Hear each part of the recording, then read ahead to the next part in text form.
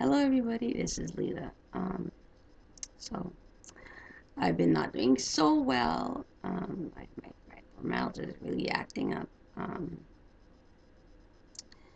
My neck, um, uh, my back to my neck.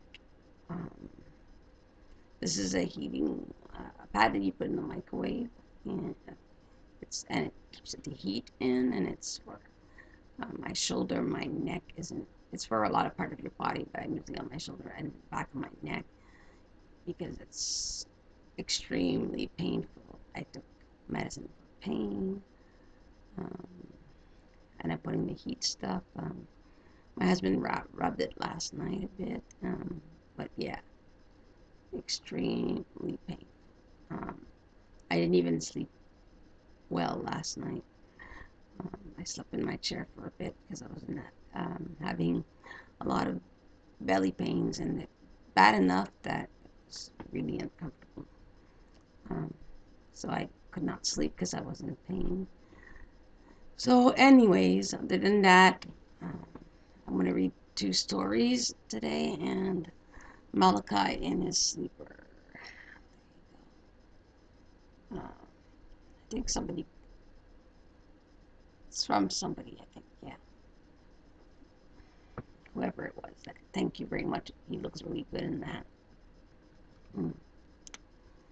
And I'm going to read Dance, Sing, Remember, a celebration of Jewish holidays.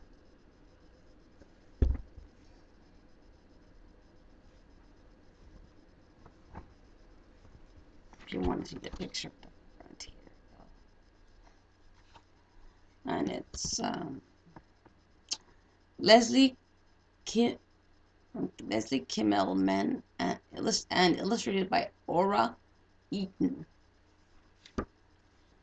which is E-I.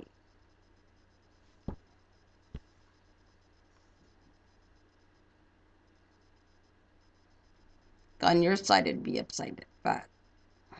backwards, because I'm on my laptop.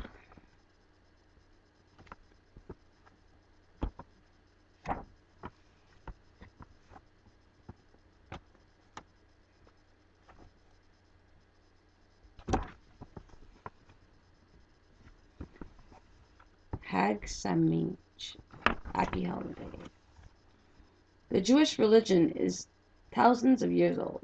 For all those years, month after month, Jewish people all over the world have been celebrating special days. Some of these holidays are happy, others are sad. Some are happy and sad at the same time. A few have been celebrated for only a short time, and some have been celebrated for centuries. But every holiday is a way of remembering, a way of connecting children to their parents and grandparents, and to their parents and grandparents, all the way back to the very first Jews. Kiss the mezuzah, come in. Shalom, a whole year of Jewish holidays is beginning. Rosh oh wait, I'm going to show you a picture. So, there you go.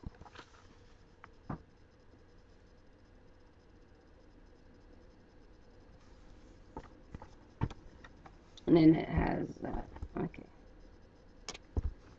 Rosh Hashanah, I don't know. First comes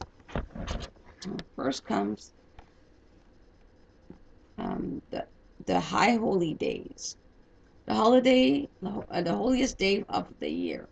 Rosh Hashanah, which means the head of the year, is the Jewish New Year. It takes place in late summer or early fall.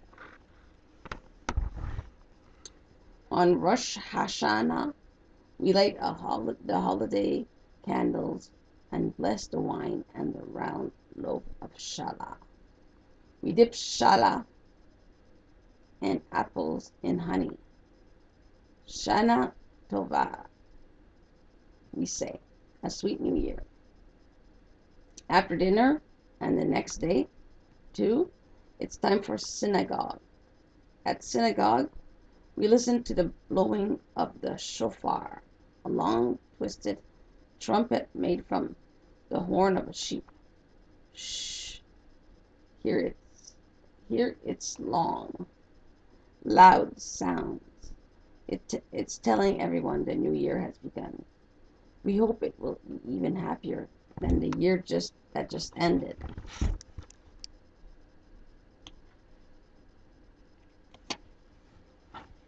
Yom Kippur. First, before I do that, I'll show you this one.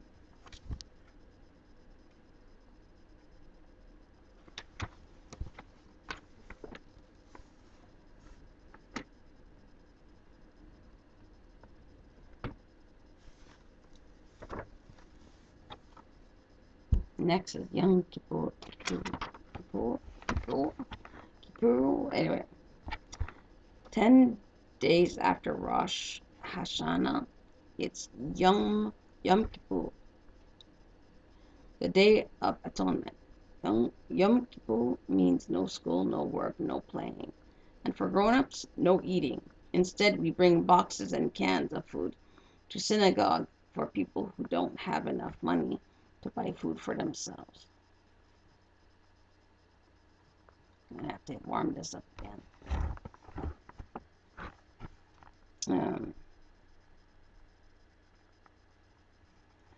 Inside the crowded synagogue, we listen to the sad, sweet music of the cantor and to the prayers of the rabbi.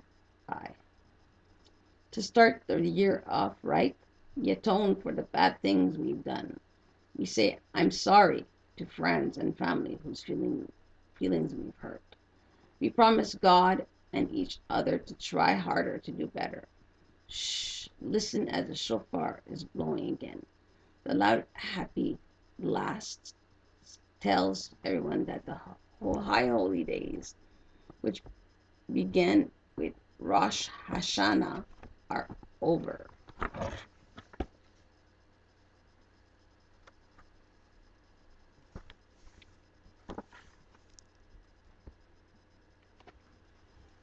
And then the story.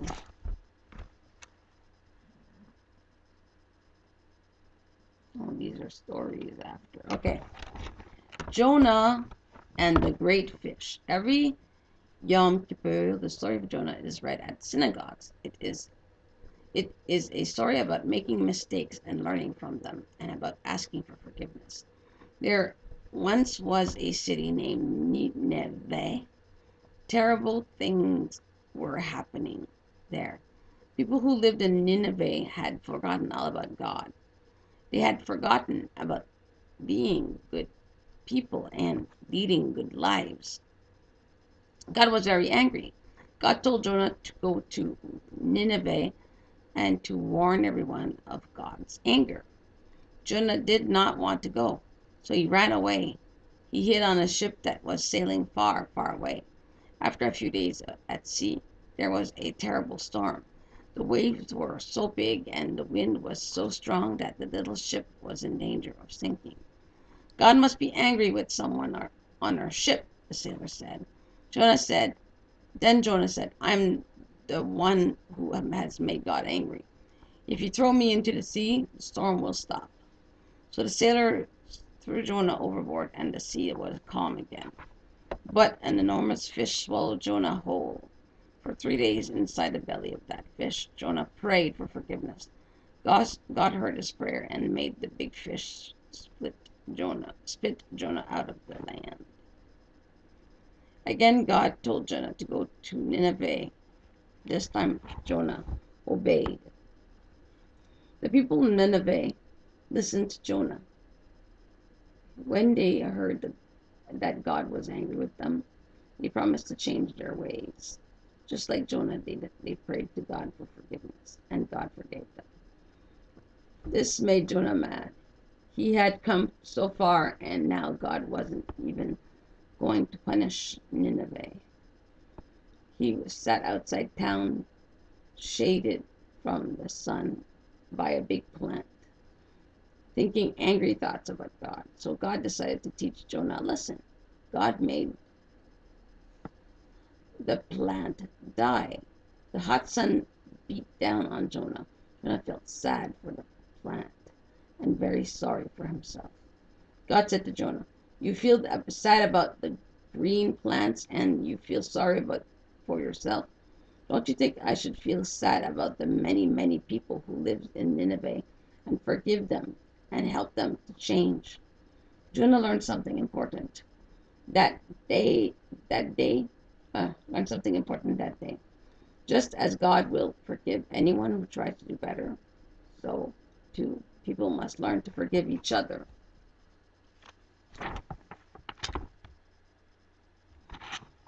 Oh, there's not much to see on this one, but the whale, you can see the whale.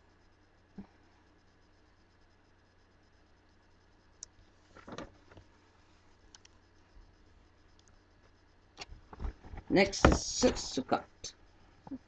Sukkot is a harvest holiday. It comes after the high holy days have ended. Sukkot means booth or hut. I'll be right back. Okay, I'm back. I wrote a howl. My throat is a bit sore this morning. Look in the backyard. The little house we built there is called a sukkah. It has 3 walls and a roof made out of leafy branches. Inside, fruit and vegetables and other decorations are hung. Long ago, the Jews wandered in the desert for 40 years. They built huts and sukkahs to live in.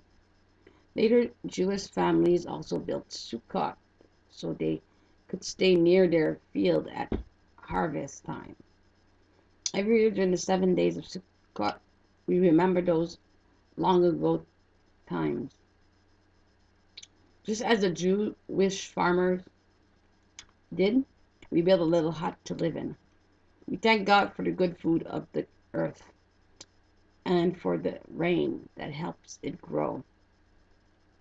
We smell the etrog, a fruit that looks like a big lemon. We shake the luva branches east, south, west, north, up, and down to show that God is everywhere. Finally, we eat dinner under the stars in our little sukkah. So there's the sukkah, and the food they eat that looks like a lemon.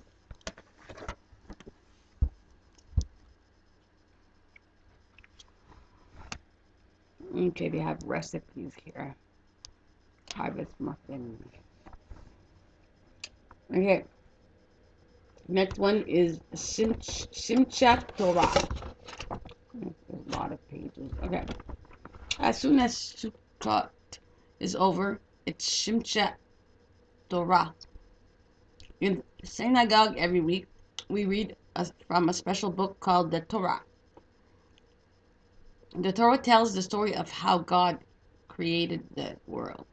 It tells the story of Abraham and Sarah, who were the first Jews, and of the many Jewish people who came after them. And inside the Torah are all the commandments from God to help us live a good Jews and good people. It takes exactly 1 year to read the Torah from beginning to end. Simchat Torah is the time when the rabbi finishes reading and immediately starts at the beginning again. There's a big party at synagogue. The grown-ups carry the Torah scrolls around the room 7 times in a big parade. The children carry flags. Everyone dances and sings and kisses the scroll. It is a celebration, a simchat of the Torah. So, scroll, and then people dancing, and yeah.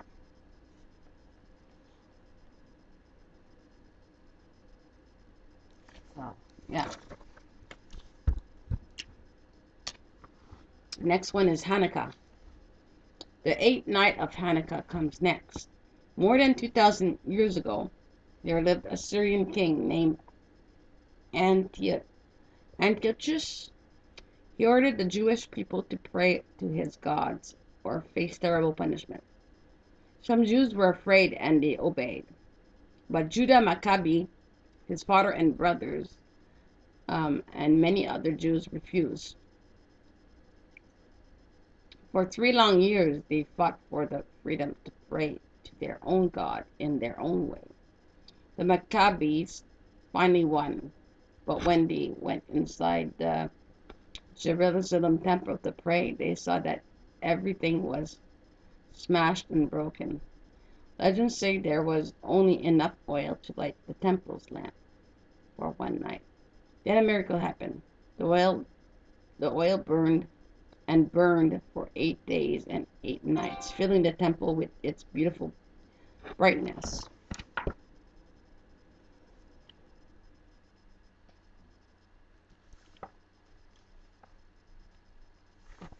So, yeah.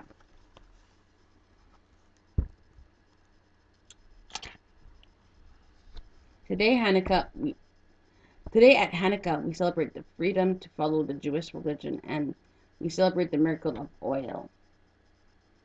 On the first night of Hanukkah, the festival of lights, we use the helper or shamash candle to light one other candle in the menorah, the candle holder. On the second night, the shamash lights 2 candles, and by the last night, 8 flames flicker and burn with the shamash. At Hanukkah, we give gifts to family and friends. We fry potato pancakes, whatever, L-A-T, latkes, and jelly donuts, suganidot, in oil, and we spin dreidel round and round in a holiday game.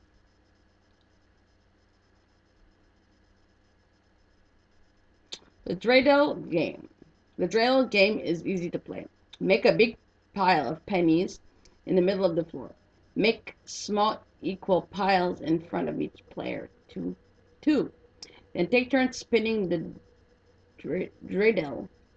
If it lands with the Hebrew letter Nun, N-U-N, facing up, the player gets nothing and puts it in nothing. If the dreidel has the letter Gimel facing up, the player takes everything in the center pile. If Hay faces up, the player takes half of the center pile. And if Shin is face up, the player must put 2 pennies from his own pile into the middle. The person with the most pennies at the end of the game is the winner. Together, the letter of the dreidel stand for the first letters of the Hebrew word Nes, N-E-S, Gadol, Hayasham. A great miracle happened there. In Israel, the last letter of the dreidel is different. Po, and the dreidel reads, a great miracle happened here. Yeah.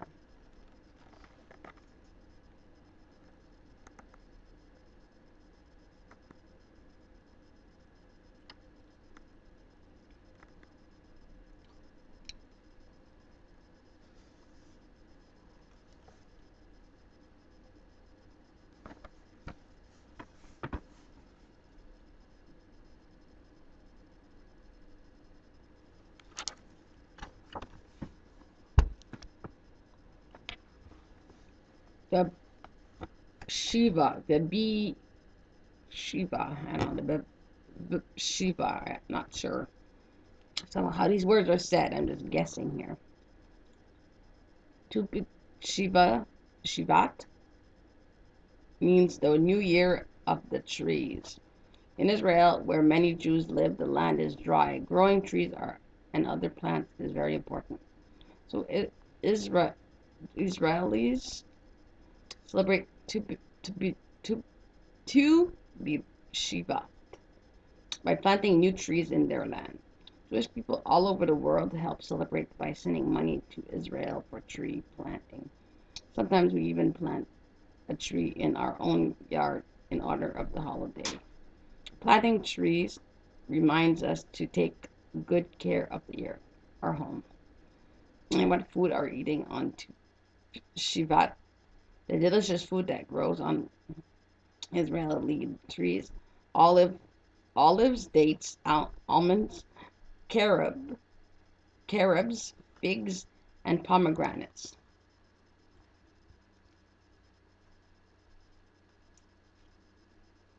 Okay, planting parsley. In honor of Tu Shivat, it's fun to plant something green. What you need: small pot, a handful of pebbles or gravel. Yeah, so this one actually tells you how do you do it. Potting soil mixed with a little sand, if available, parsley seeds. So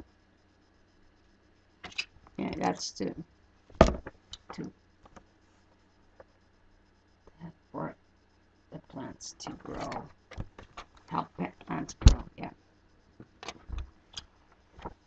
Then it's called the Purim.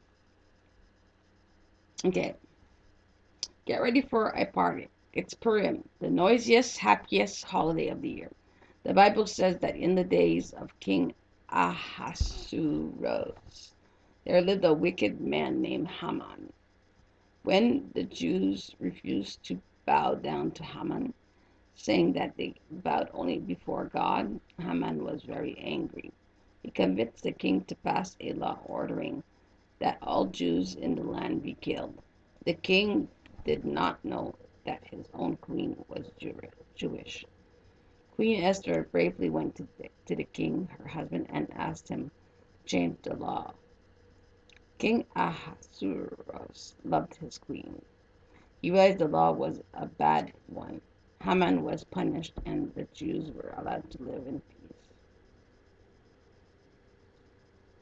Today, at Purim, there's a big costume party at synagogue. We hear the story of Esther from a special book called the Megillah. Each time Haman's name is spoken, we boo, stomp our feet, or shake our noisy groggers. No one wants to hear Haman's name. Cookies called Hamantashen are baked for the holidays. They have three sides, just like Haman's hat. And at Purim, we give mishloach manot, baskets of food to friends and family, and to people in need. Grogger means noisemaker. What you need: two small paper plates, markers or crayons, felt or colored papers, and some type of work, yarn slippers. Yeah. So, yeah, that's to make a noisemaker. That yeah, like it's an interesting book. It has like arts and crafts and a bit of baking and stuff like that. Passover. In the spring, it's time to celebrate Passover, or Pesach in Hebrew. At the holiday dinner, the Seder was we read the story of Passover from a book called the Haggadah. Thousands of years ago, cruel pharaohs ruled over the land of Egypt. The Jewish people were their slaves. They had barely enough food to eat or time to sleep. They prayed for the day when they would be free. At last, their prayers were answered. God sent Jewish slaves a leader named Moses. Moses asked Pharaoh to let his people go, but Pharaoh's heart was hard, and he said no. So with God's help, Moses punished Pharaoh with 10 plagues. The skies turned dark during one plague, the streets filled with frogs during another. But the last plague was the worst. The oldest son in each Egyptian family became sick and died. But the sickness passed over the houses where Jewish families lived. When his own son died, Pharaoh finally freed the slaves. And the Jews followed Moses out of Egypt quickly, afraid that Pharaoh might change his mind. They did not even wait for their bread to rise. Today, for the seventh or eighth day of Passover, we eat flat, crunchy bread called matzah. We dip parsley in salt water to remind us of the slaves' salty tears. We eat other special foods at the Seder, too, to recall the days when we were slaves. After dinner, the children hunt for afikomen, a piece of matzah that has been wrapped in a napkin and hidden. Finally, at the Seder's end, we open the door for the prophet Elijah, who Jews believe will arrive one day to announce a time of peace in the world. Most of all, at Passover, we celebrate freedom. Someday, we pray everyone in the world will be free. That's nice.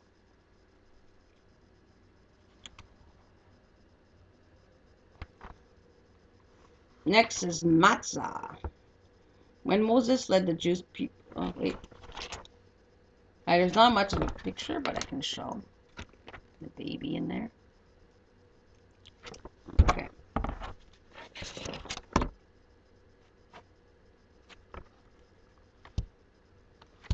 So yeah, we're gonna go to the matzah. When Moses led the Jewish people out of Egypt, there was no time to wait for their bread to rise. It became. Oh wait a minute.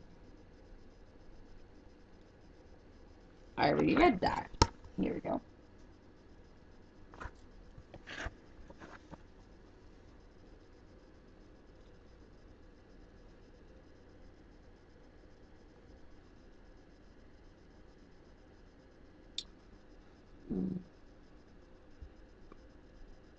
When Moses led the Jewish people out of Egypt, there was no time to wait for their bread to rise yet. It became flat crunch matzah.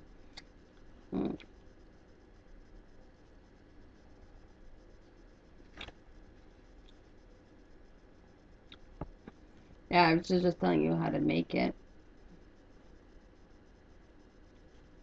So yeah, there's a picture.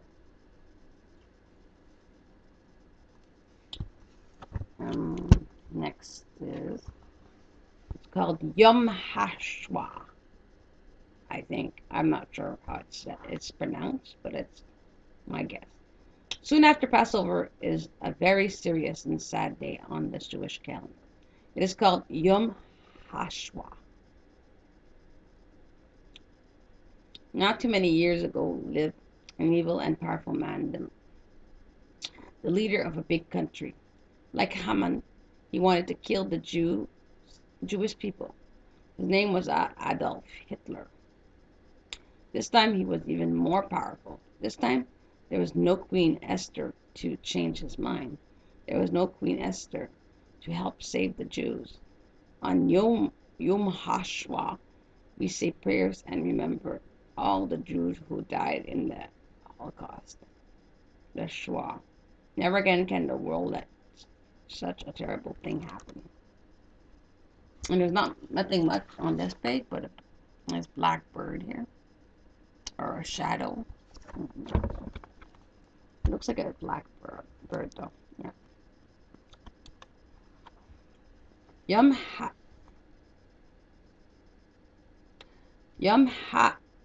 Hatzma. Mat. Mat.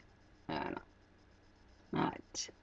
We wave a flag. Dance the hora. It's Yom Hadzma.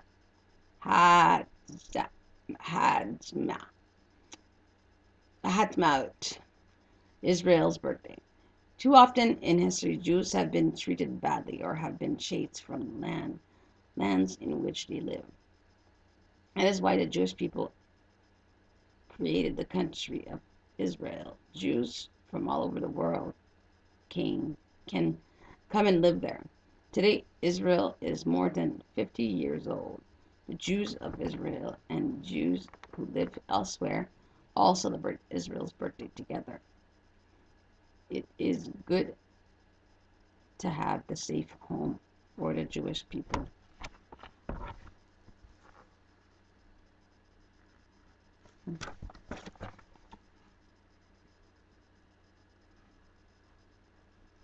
The Hora is a popular dance in Israel. It's called, called the Hora.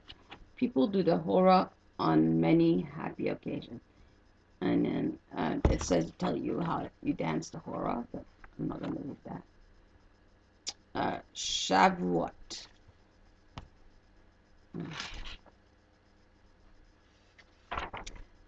Shavuot, which arrives with the warm weather, is part of the Passover story too.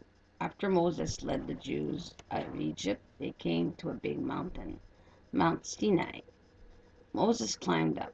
At the top of the mountain, God gave Moses the torch for him to pass to his people. Shavuot celebrates the giving and the accepting of the Torah. Shavuot also celebrates the first harvest of the spring. We eat lots of food with milk and cheese, and such as blintzes and honey cake. We remember the Torah is sweet like honey and nourishing like milk. So there you go. And then they give you the 10 Commandments.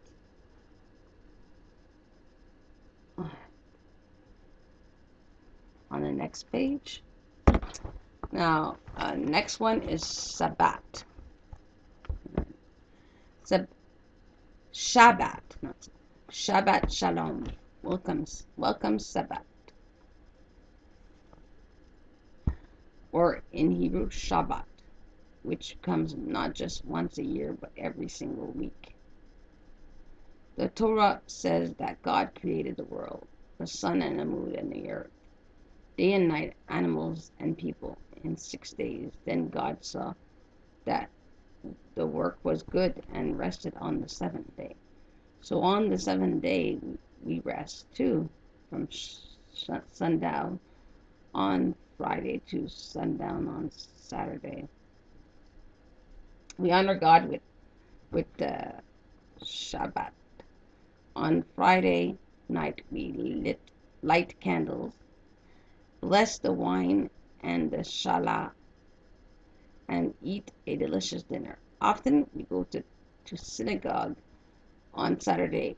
We spend time thinking about the week that has just ended and the one that is about to begin. Finally, when 3 stars can be seen in the night sky, it is time to say goodbye to the Sabbath with the Havdalah. It means separation ceremony. We light a special candle, bless the wine again, smell the sweet Sabbath spices, and put out the candle. The holiday has ended, but a little bit of Shabbat peace, Shabbat Shalom, will be carried inside us until Sabbath begins again the next week. And there's some music on one side for the Sabbaths. And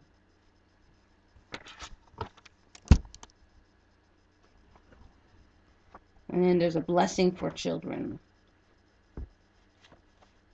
And yeah, and that's the end. So yeah, there's more stuff, like I said, like recipes and other things in this book. It's very interesting. I learned lots of stuff about Jewish. So yeah, that's the book for today. I'm not going to read any more right now. I'm in a lot of pain. I'm tired because couldn't sleep well. Anyways, hopefully everybody's having a good day. And I'll talk to you again. Bye for now.